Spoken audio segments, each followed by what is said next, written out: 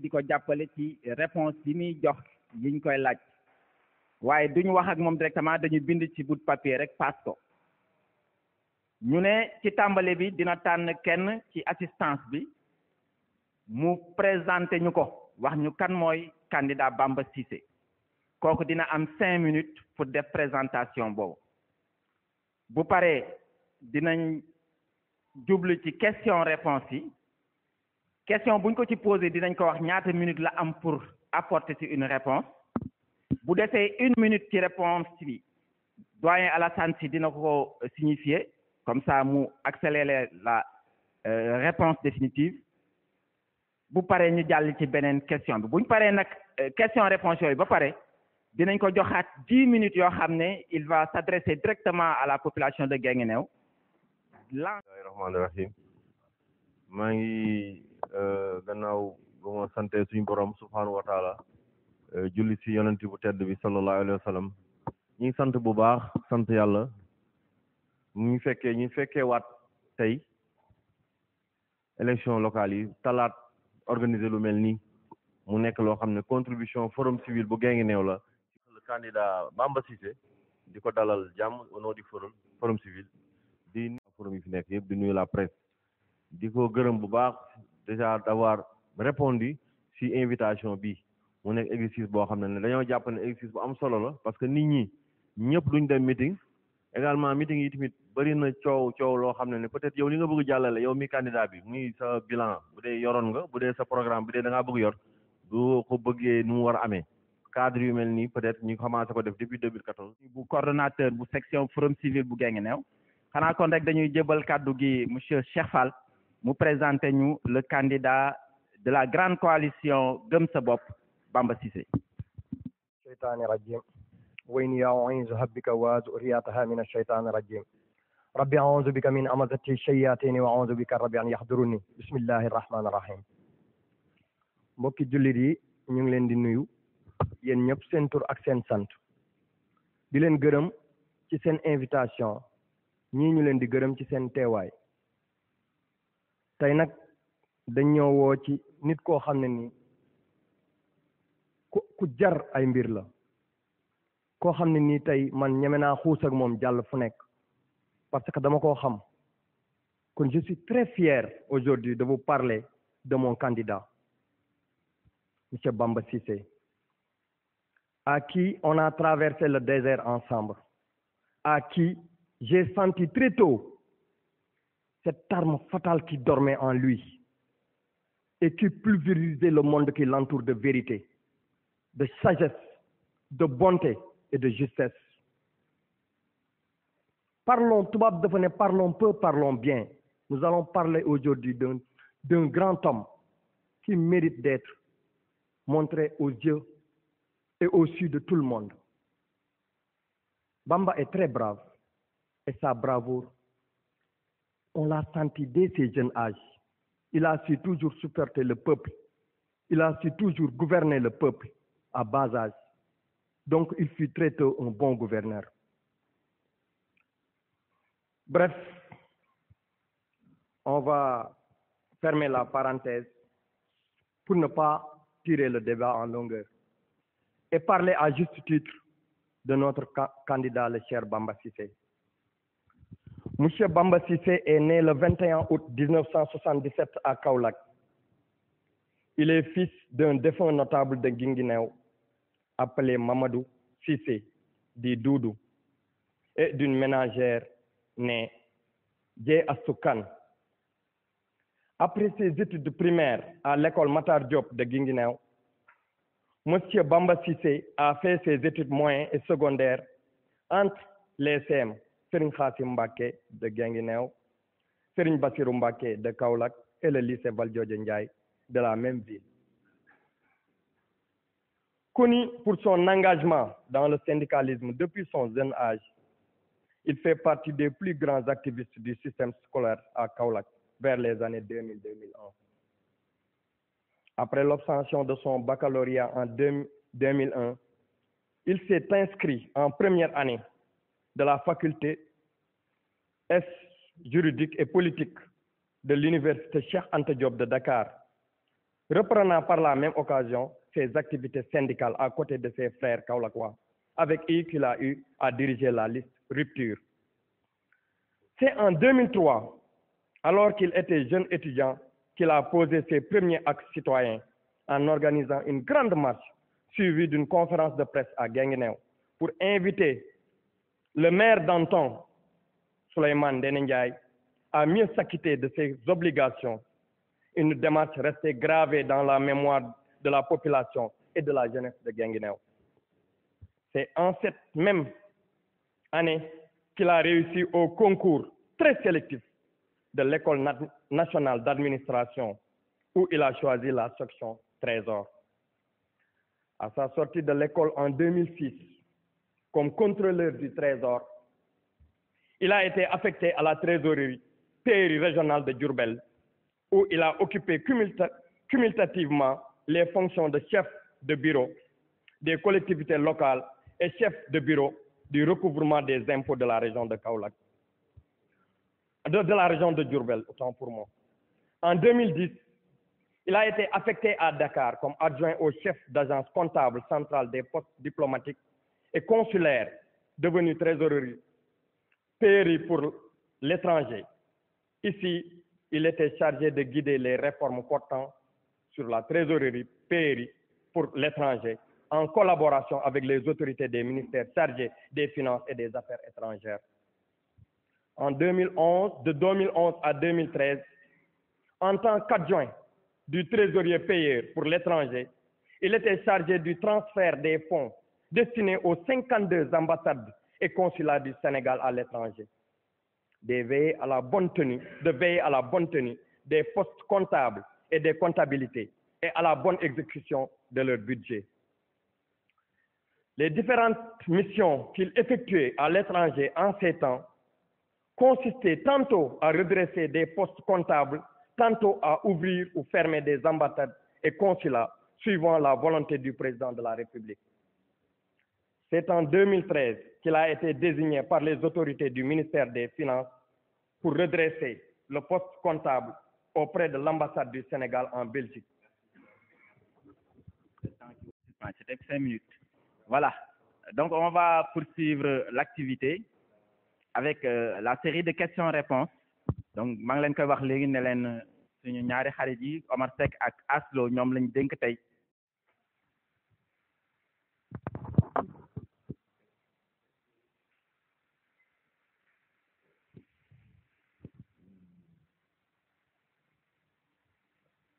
Exactement l'année,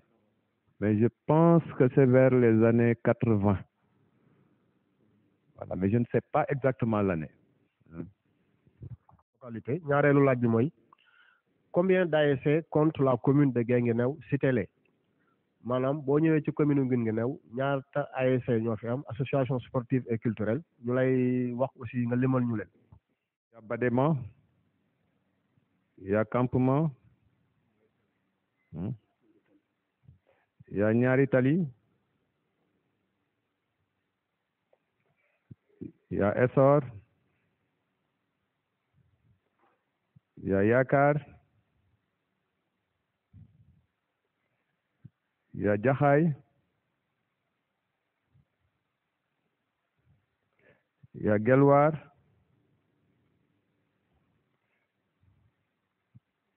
il y a Guigui,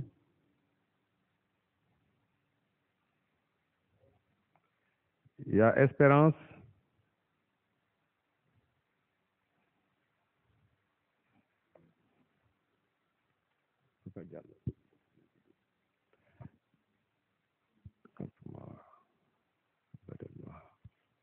il y a Étoile, il y a Manko,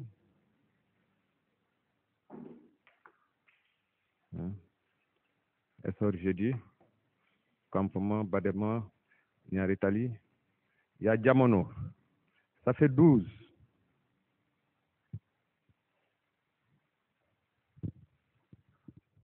Une minute.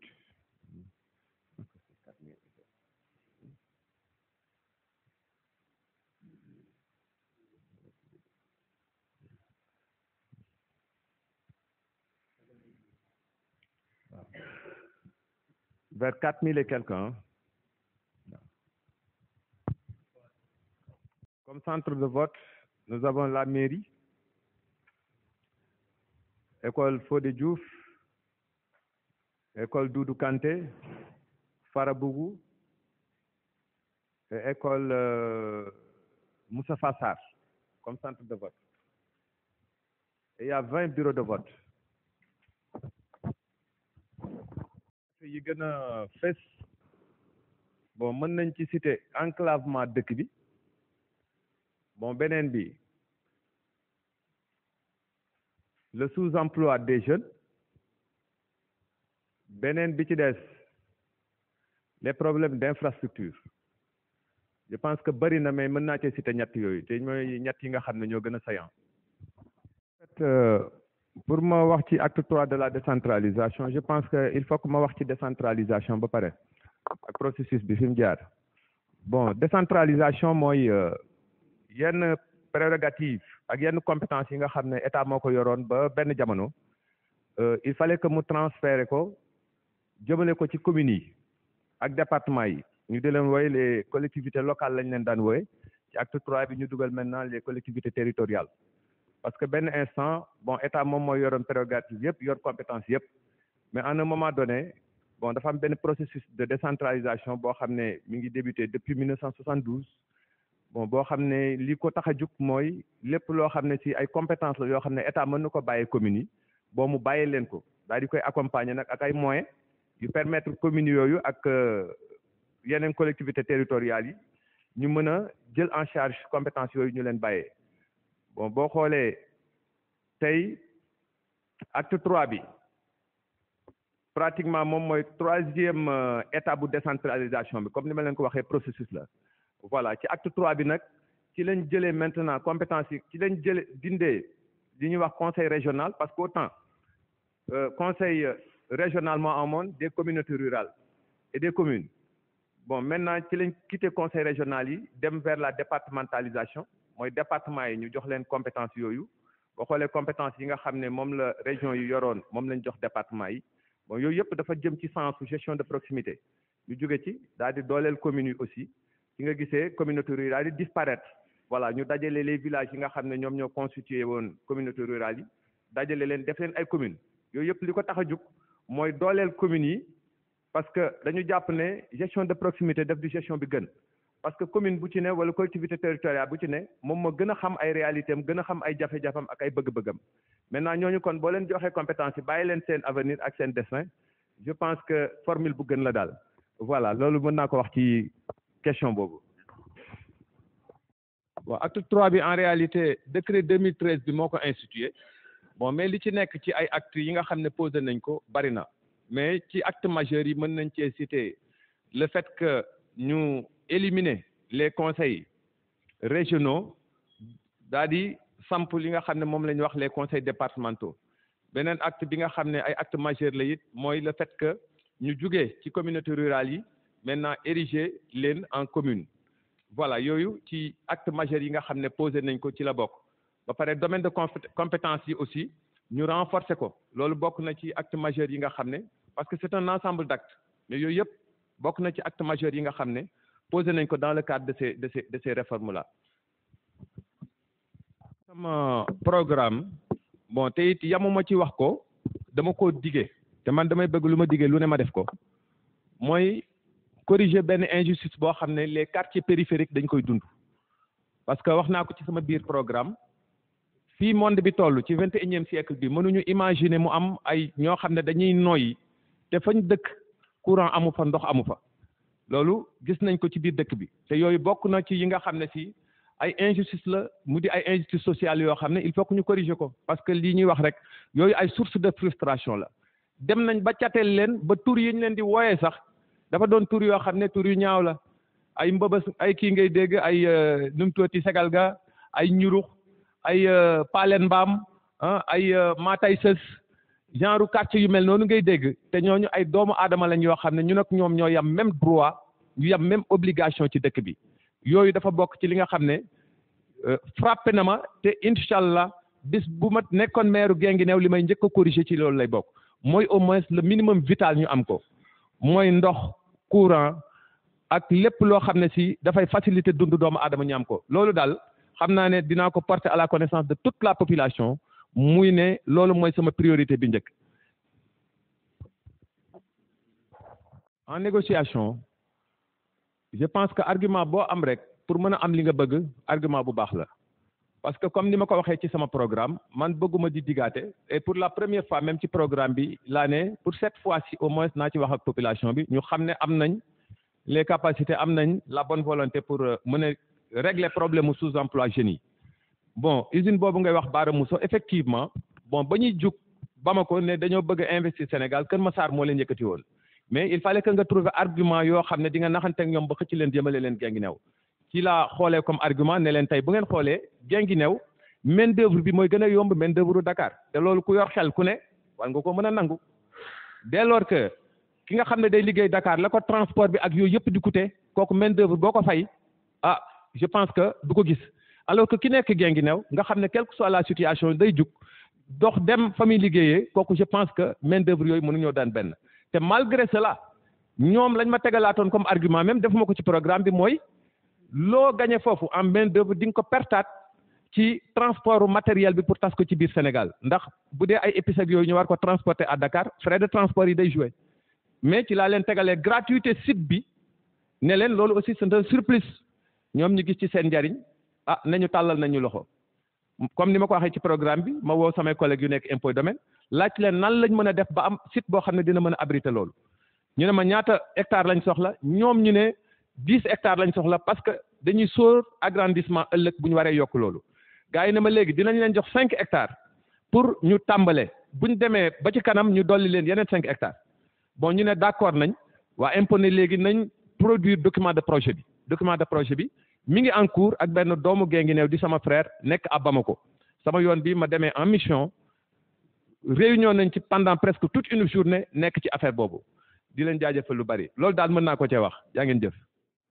sama programme def naa ci ne boo xoolee marché Guinguinéo bi ni muy doxee c'est parce que commerçant yi ñi bëgg a jaay dañoo ëpp place yi ñu am pour jaayee ko te boo seetee loolu pour régler ko il faut que ñu trouver leen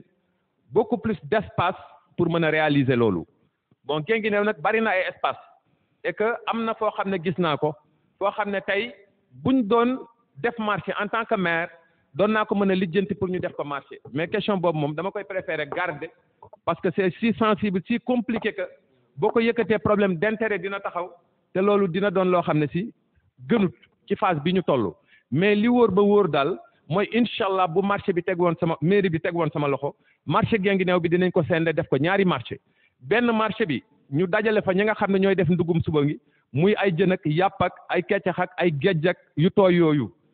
beneen marché bi ñu jagleel ko ñi nga xam ne ñooy jaay affaire tissu affaire mercerie ak ay quincaillerie ak bagage yu wow yi ak ay effet de toilette ak yooyu bu ko defee dinañ am assez d'espace pour am ci biir ay cantines yu jaari yoon yu yaatu ba pare am ay espace yoo xam ne heure bu fa jëye amoon sapeur pompier dina mën a accéder fu ne parce que loolu sécurité doomu aadama yi la sécurité askan bi la jaa ngeen jëf posé nga question ci source de financement bi aussi source de financement bi comme li ma wax ci sama biir programme y a de ces charges yoo xam ne budget Guinguinéo mënu ko supporter lépp loo xam ne lu budget Guinguinéo mënta supporter la je compte sur mes partenaires yoo xam ne am naa ci ñoom promesse heure bu ma téye Guinguinéo ñu accompagner ma pour Guinguinéo jëm kanam foofa rek laa yaakaar a appuyer pour régler yenn réalisation yi jaa ngeen jëf social à l'image des hôpitaux boo demee ci yeneen dëkk yi dañu am ay services sociaux yoo xam ne li ko tax a jóg mooy accueillir les personnes yi nga xam ne seen loxo jotul seen ginnaaw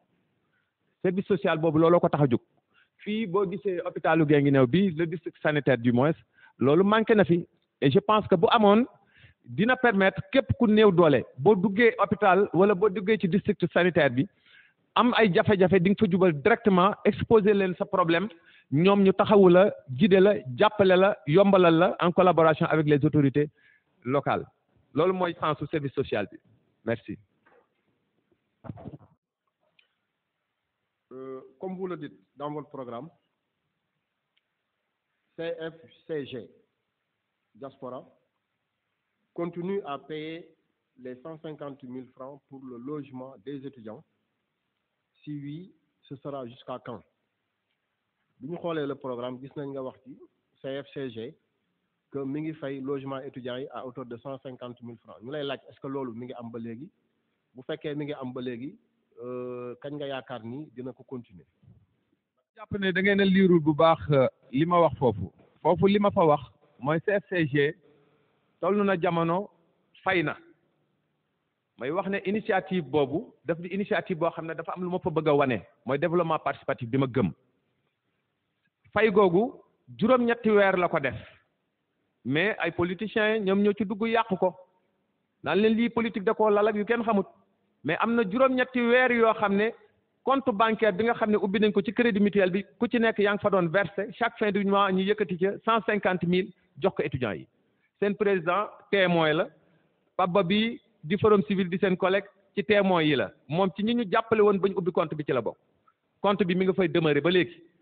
moom laay wax ci programme bi ne des actes comme ça mooy actes yi nga xam ne moom moo jëmale Guinguinéo kanam te aussi moom mooy expliquer man façon politique ak façon programme bi nga xam ne moom laa gëm muy dimbalante yaa ngeen jëf. di fàttali rek ne askan bi ñuy seetaan ñu ngi dalal monsieur Bamba Cissé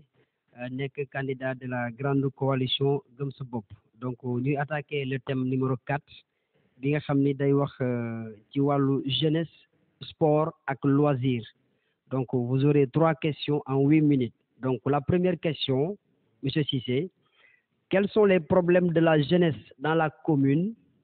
et quelles solutions comptez-vous y apporter maanaam ana yan mooy jafe-jafe yi nga xam ni moom la ndaw ñi di jànkonteel ci commune bu Guinguinéo ak bis buñ la falee ana nan ngay def ba saafara jafe-jafe yooyu. Mon frère As, cette question bi c'est une question très intéressante d'autant plus que jeunesse dafa doon une étape de la vie boo xam ne si nit ki ci lay defaroo wala ci lay yàqoo bon ñu gis jeunesse su Guinguinéo ñu ci bari ils sont désœuvrés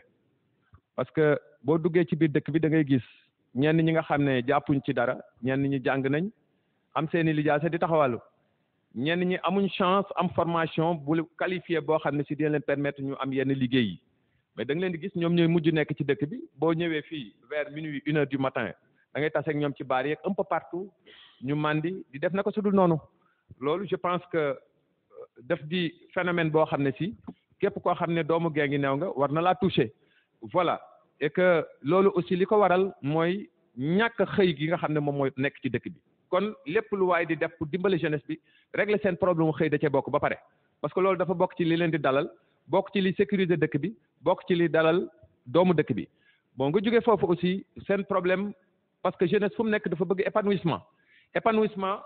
xale moo ci gën a toll parce que xale moom moo toll ci baali xale moo toll ci fo xale moo toll ci doxantu xale moo toll ci sport yooyu yëpp mbiru xale la kon je pense que secteur yooyu ku leen ci dimbale rek dimbal nga leen ci lépp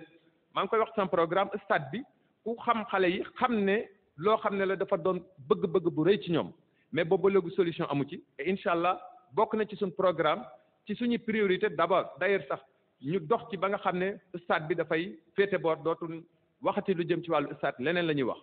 bokk na aussi ci suñuy programme ay kii boulevard yoo xam ne si wax naa ko ci biir kii bi nga xam ne dañ leen ci defal ay aire de jeu defal leen ci ay espace yoo xam ne si dinañ fa mën a def seen sport dinañ fa mën a def seen doxantu ku ci am gan di nga am foo génn doxantu dinañ am seen i lieu de rencontre yooyu yëpp pour épanouissement jeunesse bi la parce que jeunesse dafa doon loo xam ne lu am solo ci dëkk bi la en tout cas merci beaucoup c'est une question très intéressante teg première pierre bi ak ñi ko xam ñi nga xam ne dañ ko topp ba mu egsi fii mu egsi ñoom ñëpp ils étaient de bonne foi defar ko mu yegg moo nekkoon seen yéene mais yàlla dafa dogal stade bi aussi am histoire boo xam ne man personnellement am na lu ma ci xam voilà mais li ñuy wax rek bu ndox tuuroo je pense que dañuy rootiwaat voilà et que fii ñu toll rootiwaat moom mooy wax ji waaw ce qui importe du histoire stade bi ak fi mu jaar ak tout ça mais ce qui importe mooy nan la ñuy def ba nga xam ne stade bi dafay féete boor xale yi mën cee jariñu voilà et que là comme ni ma koy waxee stade du budget commune bi moom moo ko mën a defar parce que budget commune bi boo xoolee ay 380 et quelques millions la matul 400 millions wala approximativement 400 millions voilà parce que budget daaw bi 394 millions la woon bu ren bi bon primitif bi 223 millions la voilà fonds de concours yi duggagul ak yeneen recettes yi lu mel ni PACASEN ak yooyu mais boo xoolee globalement matul 400 millions 400 millions boo ci bëggee ne da nga ciy defar stade moom kooku yanul maana pour dire que stade bi les autorités étatiques ñoom ñoo ko mën a defar wala des personnes yi nga xam ne ce sont des partenaires yoo xam ne dañuy jug pour appuyer dëkk bi ñaari secteurs yooyu rek liñ mën a appuyer pour defar ko te bu dee ñaari secteurs yooyu aussi maa ngi koy wax sama programme que sama position au sein de l'administration may na ma mën a dox ëllëg démarché bu fekkee ne responsabilité bi incombé na ma pour kilifa yi jàppale ma ci ñu am stade bi ñu bëgg samay partenaire aussi may na ma dox ci ñoom pour ñu jàppale ñu stade bi féete boor pour dire que daal possibilité du ñàkk mais ba fii ñu toll nañ jàpp ne du commune Guinguinéo moo ko mën a defar ci budget mais toujours y a des possibilités pour defar ko li am solo rek moo ñu xam ne yitteel na askan wi yitteel na ndaw ñi jaa ngeen jëf. que ne jeunesse su Guinguinéo bi seen épanouissement def na parce que boo xoolee ñaari salle ñoo fi nekk benn bi mooy salle des fêtes Abdou Niass beneen bi théâtre de verdure mais salle des fêtes bi ndaw na ba pare màgget na théâtre de verdure bi aussi gis ngeen ne dafa nekk en lambeau et que maa ngi wax ci sama biir programme que ne une troisième salle est prévue heure bu ñu nekkee maire pour jeunesse su Guinguinéo bi te ñu ngi ko prévoir ci centre ville bi maa ngi wax ne le site est déjà acquis mën naa ko wax fii site bi am nañ ko ba pare xam nañ fañ ko jëmale voilà damay préférer nag garder ko mais je sais que am nañ ci centre ville bi site boo xam ne si ëllëg ce sera mis à la disposition de la jeunesse pour defal leen fa salle de spectacle boo xam ne si bu mucc ayib lay doon jaa ngeen jëf. càmm ak mbay moom dafa bokk ci li nga xam ne ñun moo ñuy dundal surtout des communes yi nga xam ne souvent gars yi dañ leen di woowee des communes rurales nga xam ne ñu ëpp doole ci ñoom ci sàmm gi ak mbay mi la ñuy dund je pense que lii rôle mairie mooy mu encadrer leen ba nga xam ne dina leen yombal seen liggéey bu dee ñi nga xam ne dañuy bay ñu yombal leen maa ngi koy wax sama biir programme lépp li nga xam ne moo jëm ci seen intrant yeeg jëm ci seen semence yeeg yu mel noonu loolu encadrement lay doon bu rigoureux ba pare yombal leen suuf yi nga xam ne aussi moom la ñuy soxlaa pour bay parce que bëri na fi ñoo xam ne dinañ jug am intention dem bay mais bu problème mu suuf posé woo rek ñu reculer daal di ciy génnaat bon bu dee ñi nga xam ne mooy sàmmkat yi tamit ñëpp gis nañ ne sàmmkatu dëkk bi amuñ lu ñuy wax caawo mooy foo xam ne si dinañ fa mën a jaarale seeni nag te duñ ko jaarale ci biir dëkk bi di am problème ak waa dëkk bi jur gi di lekk ñamu jàmbur yi wala njaayum jàmbur yi te aussi duñ ko jaarale ci biir toolu jàmbur yi muy indi ay xeex ñuy rayantee ko gorante voilà loolu moom la ñuy wax caawo ëllëg mairie dafa war a taxaw ci ñu am caawo boo xam ne dina leen permettre ñu jóge benn cat wiiri dem ba beneen cat te duñ jaar ci biir dëkk bi te duñ jaar ci biir toolu jàmbur loolu mook développement ñooy ànd comme li may faral di wax rek développement dafa war a harmoniser lu ci ne féete fi mu war a féete di jaar fa mu war a jaar ba nga xam ne dara du ci laaleeg morom ma te bokkuñ loolu mën naa ko wax ci question yooyu kii yi tamit muy sàmmkat yi tamit dafa am loo xam ne sonal na leen muy vol de bétail bi boo gisee éleveurs yi kenn yaratut c'est parce que ku yar sa xar ñu sàcc ko ku yar sa bëy ñu sàcc ko loolu doon na problème ci Guinguinéo mais loolu aussi ëllëg fas yéene nañ ko saafara ci kaw renforcer service de sécurité yi nga xam ne ñoo fi nekk au niveau local mooy les forces de défense et de sécurité locale yi may wax ci sama biir programme appuyer leen ci lu bare bari jàppale leen ba nga xam ne dinañ yokk seen njàmbaata ak seen cawarte ci sécurisation dëkk bi pour éradiquer li nga xam ne moo di vol de bétail jaa ngeen jëf. Question très intéressante dans la mesure où foncier aussi dafa doon loo xam ne c'est fondamental ci dëkkinu doomu aadama parce que nit ki moom pour nga dëkk il faut que nga am foo dëkk te it fa ngay dëkk it day am ay kayit yu leer yoo xam ne si moom moo koy garantir et que boo xoolee foncier Guinguinéo bari na ay problèmes yu ci am bari na ci ay borom kër yoo xam ne yii kër ay titre foncier lañ seen i kayit réer na mais yooyu ba léegi du problème buñ demee ca notaire ba fekk ko fa mais bari na ci ay kër yoo xam ne ay autorisation d'habiter la ak ay bail yoo xam ne si seen i boroom kayit yi réer na leen bari na ci aussi boo duggee Guinguinéo ay espace yoo xam ne ay espace non habité la ay espace yu kenn dëkkul la ñu bàyyi ko loolu aussi dafay gàllankoor li nga xam ne mooy urbanisation dëkk bi parce que boo jëlee quartier Lumu nga gis fa ay hectares yoo xam ne si kenn dëkku fa yii ay terrain la yoo xam ne dañ ko construire ba ci dégg ba ñu bàyyi ko fa yii di ay terrain yoo xam ne construiruñ ko loolu aussi c'est source de problème et que demain aussi en tant que maire de Guinguinéo dinañ ci dox wut ci ay matuwaay yoo xam ne dina pousser nit ñi à ce que ñu utiliser seen foncier yooyu pour au moins tabax fa nga xam ne dina contribuer ci urbanisation Guinguinéo yooyu daf di ay questions yoo xam ne c'est des questions très sérieuses te dafa bokk ci li nga xam ne il faut que ñu régler ko pour développement dëkk mën a am lu ci ne ñu xam fa mu féete lu ci ne aussi ku ko moom def ca lam ca war a def parce que buñ ne dëkk bu rafet day fekk dëkk bi rangé ñu bàyyi espace yi nga xam ne c'est des espaces non utilisés mu yàgg fa parfois sax doo xam seen borom yooyu yëpp lu ñu war a taxawlu lu ñu war a gëstu la et que le moment venu en collaboration avec les impôts et domaines dinañ jël toutes les dispositions yi nga xam ne dina régler question yooyu merci beaucoup. waaw en fait booy xool bu ñu nee budget recette la ak dépense mais ñun ñëpp xam nañ ne Guinguinéo recettes yi niñ ko waroon recouvrement bi demeewul noonu et que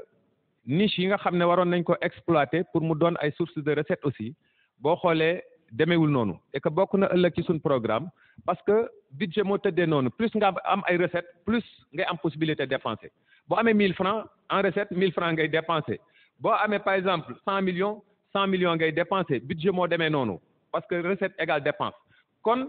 bu fekkee ne am na ay dépenses yu ñuy xaar il faut que ñu xalaat nag nan la ñuy def ba am ay recettes yoo xam ne dina ko mën a couvrir et que recettes yi aussi comme li may wax y a beaucoup de taxes yoo xam ne ay taxes la yoo xam ne sont sous-exploitées ici à Guinguinéo voilà bari na fi bon parce que souvent damay wax taxe sur les publicités dëkk yi ñu ngi koy recouvrer nga jël taxe sur les débits de boissons est-ce que réellement ñu ngi koy recouvrer comme ni ñu ko war a recouvrer nga jël par exemple les droits de place est-ce que ñu ngi koy recouvrer ni ñu ko war a recouvrer et que même buñ ko bëggoon conditions yi mayewu ko xam nga boo gisee may wax ñaari marché yooyu yëpp c'est des investissements yoo xam ne dafay am contrepartie mooy dafay am retombée ci commune bi parce que plus jaaykat yi di nekk à l'aise plus ñoom ñi am lu ñuy gagner plus yow ngay am possibilité pour yokk taxes yi am possibilité pour ñoom it ñu di ko fay te duñ ko yëg loolu ci bonne organisation ak développement harmonisé la bokk fexe aussi li nga xam ne mooy impôts yi parce que tey même bu dul impôts yi les taxes lu mel ni taxe sur les ordures ménagères parce que dafa am différence entre taxe ak impôt mooy li nga xam ne fa mu jëm yow di nga ko fay te doo ko xam alors que taxe mooy li nga xam ne la ngay fay xam nga fa muy dugg directement tey buñ jëlee taxe sur les ordures ménagères ñu ngi koy fayloo doomu aadama yi alors que amul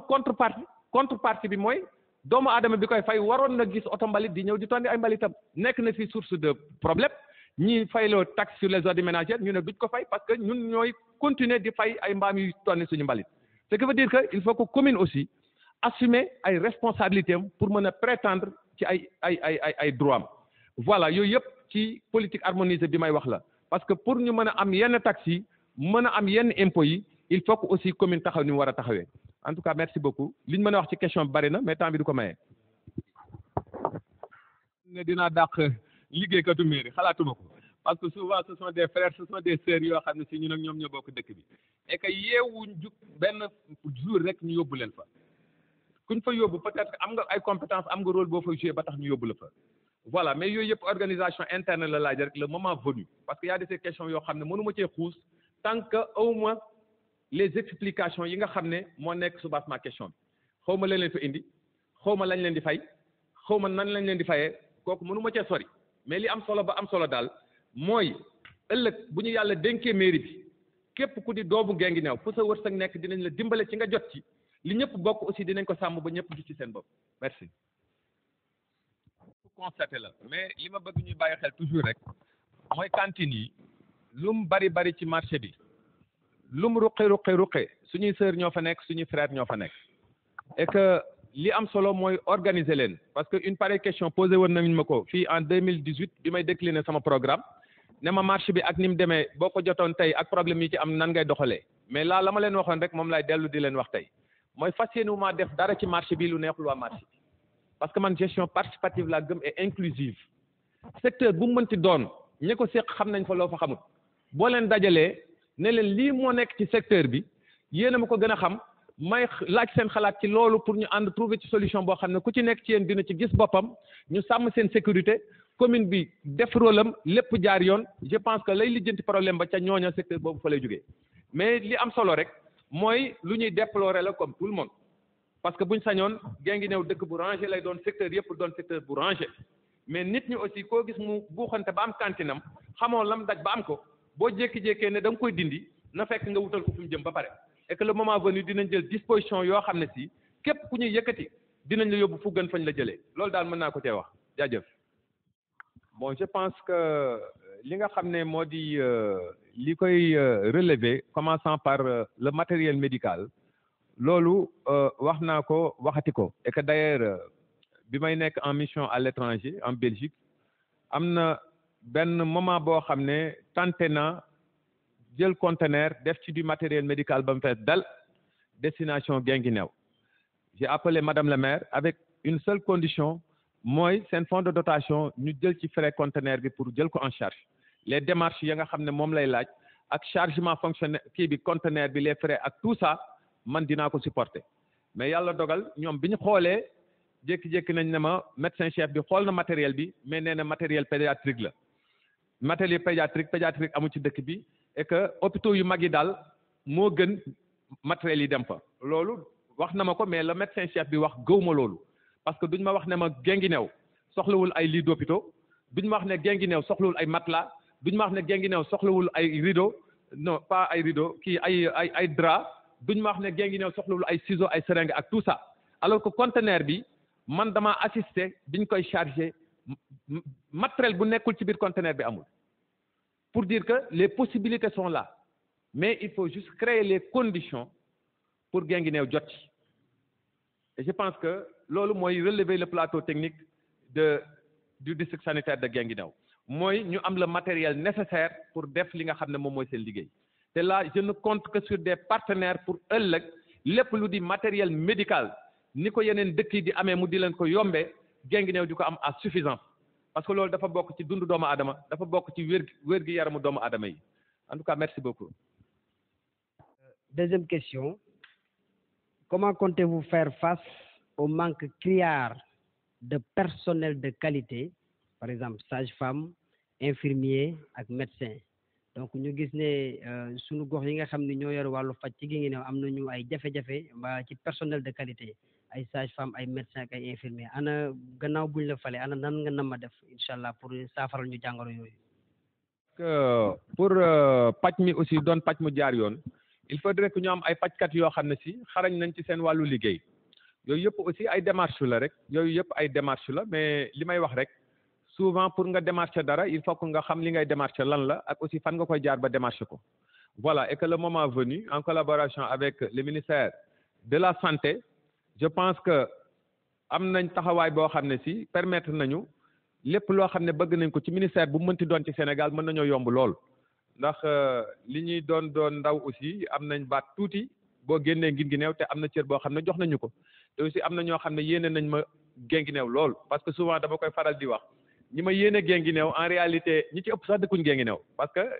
li ñuy wax nul n'est prophète chez soi voilà mais boo génnee ci biti bëri na ci yoo xam ne si nit ñi fu ñu nee Guinguinéo ñu ne dëkku Bamba voilà et que ëllëg incha allah aussi bëri na ñoo xam ne fas yéene nañ taxawuma pour accompagner ma ci lépp loo xam ne bëgg naa ko def Guinguinéo. Concrète, envisagez-vous pour lutter contre la 4e vague de Covid-19 et apporter votre aide aux populations impactées donc ana yan action yu concrète moom ngay def maanaam ci li nga xam ni moo di mbas bi nga xam ni maanaam impacté na réew mi depuis at bi nga xam ne génn nañ ko ak ana nan nga nam ma def pour jàppale ñi nga xam ne mbas mi laal na leen fii ci commune bu Guinguinéo. Covid bi moom bi mu jugee bépp responsable lu dëkk bi taxaw nga ni nga war a taxawee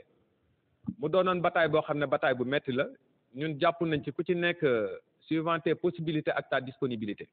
parce que defoon nañ benn collectif d'ailleurs am na benn groupe bu ñuy wax ànd defar Guinguinéo loolu ko taxoon a judd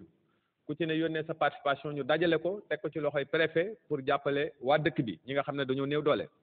bon bu weesoo loolu aussi am na benn jamono yoo xam ne waa garage yi soufflé nañ ma ne nekk nañ ci ay jafe-jafe parce que ñoom it Covid bi dafa leen a dal bu baax a baax a baax ñu gis ko bu baax ndax oto bougé tut oto dematut oto dikkatut parce que dañoo tëj frontières yi tëj dëkk yëpp voilà moment boobu aussi yàlla dogal na bon am na enveloppe boo xam ne yëkkati woon naa ko boole ko ak ay ci thermoflash yónnee ko madame la maire ne ko na ma leen joxal xaalis bi te thermoflash yi ma jàppalee ko commune bi voilà mais dama ne ko woon en toute discrétion d'ailleurs voilà moom moo leen dajale ne leen kat Bamba dafa waxoon ne li mu leen di yónnee en toute discrétion la mais il faut que ma wax ko ci kaw nit ñi gis ko alors que man ba may def damaa jàpp ne garage samay frère fa nekk ak aussi samay xarit yoo xam ne si dañ ma jox cër bëgg ma kon ñooñu bu situation demee noonu war naa leen a jàppale bari aussi ay jàppale individuel yoo xam ne def naa ko ci biir dëkk bi ay kër yoo xam ne si amuñ ay télévision dañ doon génn di dem ci yeneen kër di seetaani télé mais ak confinement bi ak couvre-feu bi kenn génnatul am na ay télé yu bari yoo xam ne fii jëndal naa ko ay borom kër fii ci dëkk bi mais en toute discrétion pour wax leen ne daal liñ ci def bari na mais dañu bokkul ci ñuy jëf di wane dañuy préférer lépp lu ñuy jëf ñu seedeel ko suñu borom te li leer suñu borom daal mooy góorgóorlu nañ ci def nañ ci liñ mën jaajëf. mooy ci sa gestion nga intégré ci toutes les forces vives de la commune mu doon une gestion transparente lépp looy def mu doon looy waxtaanee ak ñi nga xam ne ñoom nga séqal dëkk bi te comme ni ma ko waxee fas yéene wu maa def ci benn secteur ba loo xam ne si waa secteur ba laa ko waxtaaneel ba nga xam ne décision yooy jóg ca secteur ba lay jóge man dama bëgg ëllëg doon maire boo xam ne si genre encadreur lay doon rek ak aussi di teg yenn actes yi nga xam ne acte majeur yi la mais lépp loo xam ne si réflexion la ak lépp loo xam ne si ay acte la yu ñuy teg ci secteur bu mu mënti doon damay bëgg solution ya di jóge ci waa secteur ba parce que loolu mooy tax ñëpp nekk ci jàmm je pense que bonne gouvernance transparence la et transparence weesuwul une gestion inclusive et participative bonne gouvernance lan la obligation de rendre compte secteur bu mu mënti doon aussi mission bu ma fa am bu weesoo dinaa dajale secteur ba rendre leen compte je pense que bonne gouvernance aussi respect des droits des citoyens la et que loolu aussi képp ku ma xam ne am naa sensu équité am naa sensu justice liñ ci mën a wax bëri na mais loolu daal mën naa leen ko tënkal ci question boobu merci beaucoup. jërëjëf monsieur Cissé une fois élu êtes-vous disposé à organiser une activité de redevabilité en collaboration avec le forum civil à la fin de chaque session budgétaire maanaam tey bu yàlla defoon ñu fal la nga nekk maire commune bu Guinguinéo est-ce que pare nga lëkkaloo ak waa forum civil ñëw toogaat fii rendre compte askan wi nga xam ne ñoo la faloon par rapport ak li nga jot a liggéey ak par rapport ak ñi nga yoree seen alal ci biir commune u Guinguinéo. sama réponse léegi tontuwaale naa ci parce que forum civil comme ni ñuy wax dafa bokk ci force vive dëkk bi c'est une organisation constituée d'intellectuels yoo xam ne dañ ci dugg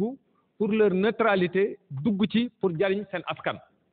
et je pense que mënoo def ci dëkk ne da ngaa bëgg a def lu baax ba pare di fa jéggi ñooñu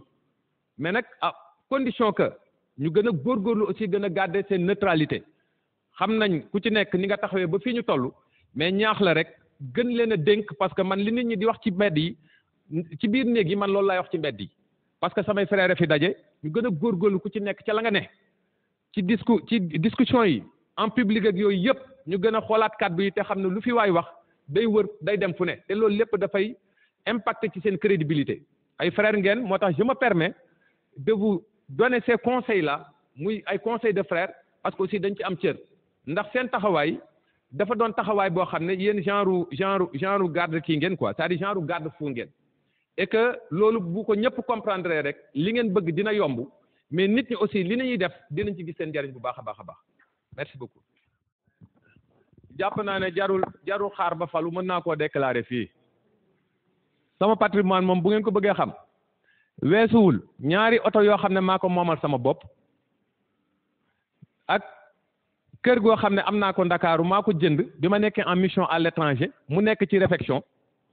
ak kër goo xam ne maa ko jënd Jurbel gii parce que Jurbel dafa bokk ci man dëkk sama turandoo la ak sama kër baay gii nga xam ne biñ miraasee dañ ma koo jox ak ay terrain yoo xam ne jënd naa ko fi benn bi mu nekk fii ci kaneen gii bi ci des nekk fële kër ma ko débaat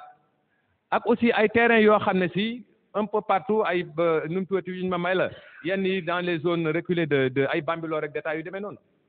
bu weesoo loolu juróom-ñaari compte bancaire laa yor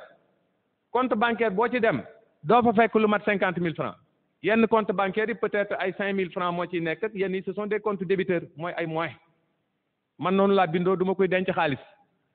lu ma am bokk ak nit ñi fu mu yem ma xam ne foofa la yem ndax li may faral di wax dama bëgg a doon un fonctionnaire modèle du ma jël lu ma moomut mais it yàlla bindewu ma may gàdde xaalis nit di souffrir suñu borom nag mi ngi may suturaal ba fi ma toll lu taxaw suma kanam suñu borom dimbale ma jox ma les moyens pour ma réaliser ko waaw mais sama patrimoine moom romb li ma leen wax fii kooku jaru xaar ba falu jaajëf delloowaat kàddu gi pour 10 minutes boo xam ne nii yaa ko moomal sa bopp pour nga waxtaan ak la population de la commune de Guinguinéo jërëjëf Cheikh. Forum civil bëggoon a poser tey à monsieur Bamba Cissé di candidat de la grande coalition Gëm sa bopp dañ ko koy jox yoo xam ne moom ak askanu Guinguinéo ñoo jàkkaarloo mu lancé appel am présenté leen également bulletin de vote bi nga xam ne ku ko nam ma voteel moom ngay dugal ci enveloppe bi boo duggee ci isoloir bi. waaw damay préféré nag 10 minutes yi nga xam ne maa ko moom am naa sañ-sañ joxe ci ñu continuer waaw jox naa ko sama waa ji mu continuer.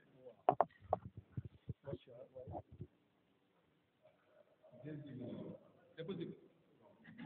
maa ko moom de.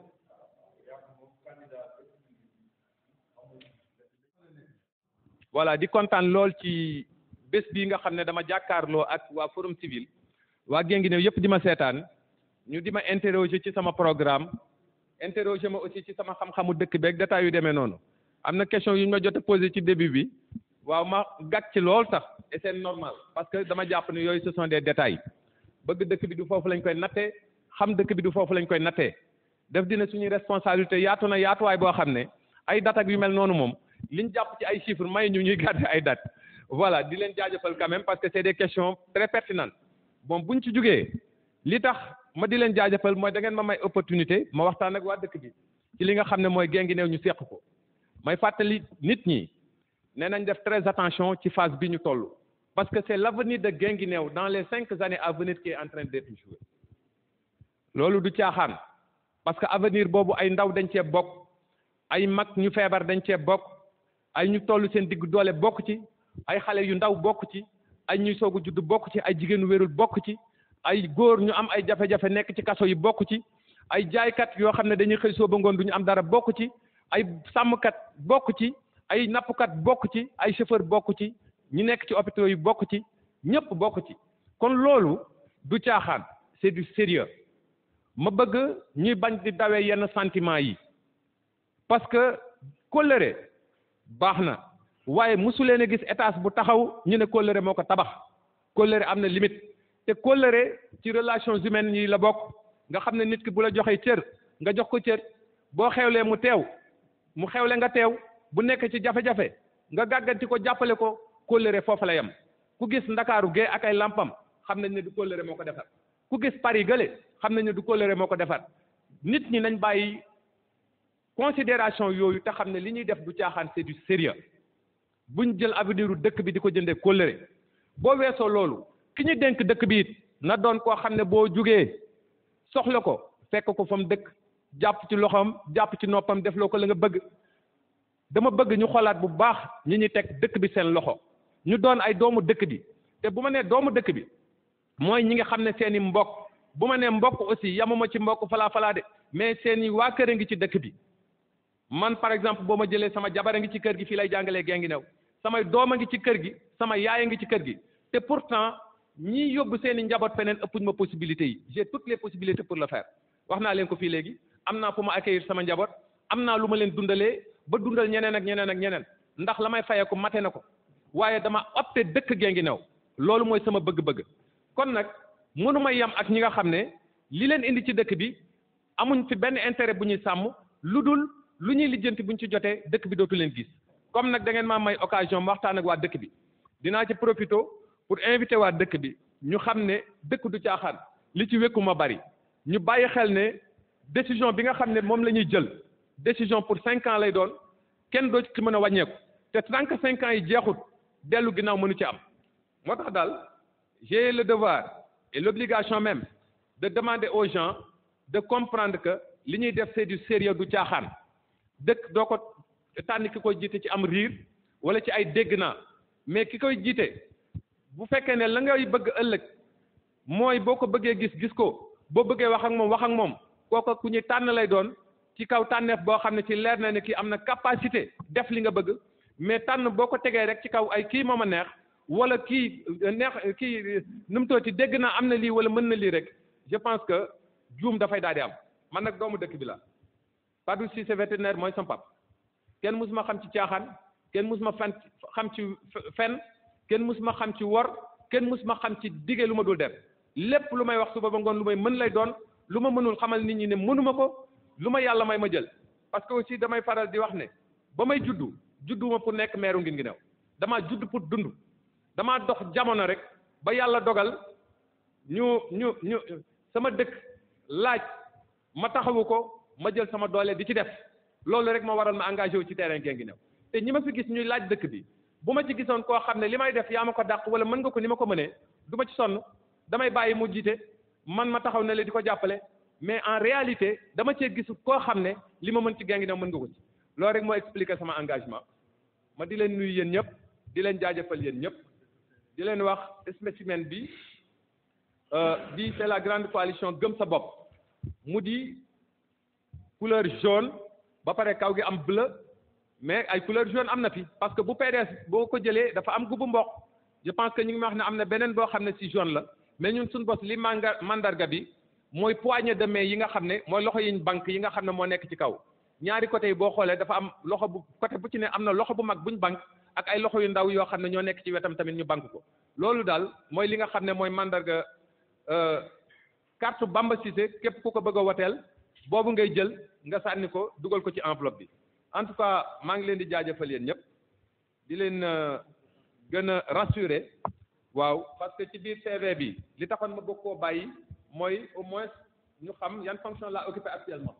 voilà parce que moment bi may wax ak yéen man maay ACP bu ASP mooy agence pour la sécurité de proximité mooy policier Macky Sall yi mat nañ fukki junni élément yàlla dogal na ne ku ci fayeeku maa la fay seen budget 12 milliards la mat na budget Guinguinéo bi 50 fois mais dërëm bu ci génn sama loxo bii la jaar maa koy signé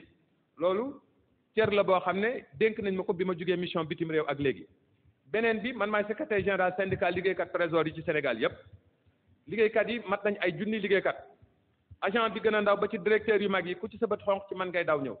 kooku beneen cër la boo xam ne suñu borom jox na ma ko muy mandat boo xam ne 3 ans la war a durer romb naa 2 ans et quelques mais dama leen a xamaloon ne leen benn mandat lay def mais fi mu ne ce qui est à l'ordre du jour mooy coow li benn la que ne fi mu ne nii kenn mënut jël affaire bi kenn mënut a jël affaire parce que li nga ci mën kenn mënu ko ci voilà mais sama bëgg-bëgg mooy ma yem ci benn mandat parce que dafa bari leneen lu may xaar doon aussi deuxième vice-président intersyndical trésor pays UEMOA yi mooy juróom-ñetti réew yi nga xam ne CFA la ñu utiliser biñ dajee à Bamako ñu def élection bi man lañ def deuxième vice-président bi malien bi nga xam ne moom moo ñu dalal moom lañ def président bi burkinabé bi doon premier vice-président bi man en tant que sénégalais ma doon deuxième vice-président à tour de rôle la dans 3 ans rencontre bi c'est au burkinabé bi mooy doon président bi incha allah man ma doon premier vice-président bi bu ma ko fekkee te bëgg ko dans 6 ans man maa leen di accueillir fii et que bu boobaa man maay doon président bi incha allah loolu yëpp di ay cër yoo xam ne suñ borom jox na ma ko moom laay wax souvent ne gars yi bu ma engagé woo ci Guinguinéo rek c'est parce que dëkk bi moo ma ko jalal ndax samay njaboot dañ fay ne sama lépp daf fay ne Guinguinéo bu fi ndox coupé ci ñu koy njëkk a yëg laa bokk bu fi courant coupé ci ñu koy njëkk a yëg laa bokk bi may nekk à l'étranger amoon naa possibilité yóbbu sama njaboot mais sama papa li mu bëggoon ci laay dox ba léegi mooy ma dëkk ak waa Guinguinéo nekk ak waa Guinguinéo di jàppale waa Guinguinéo lu leen metti ma ne ca ba ma koy fekk te ci tànk yooyu laa tegu fas yéene ma ko wàcc ba ma koy fekk di leen jaajëfal yéen ñëpp merci beaucoup à tout le monde.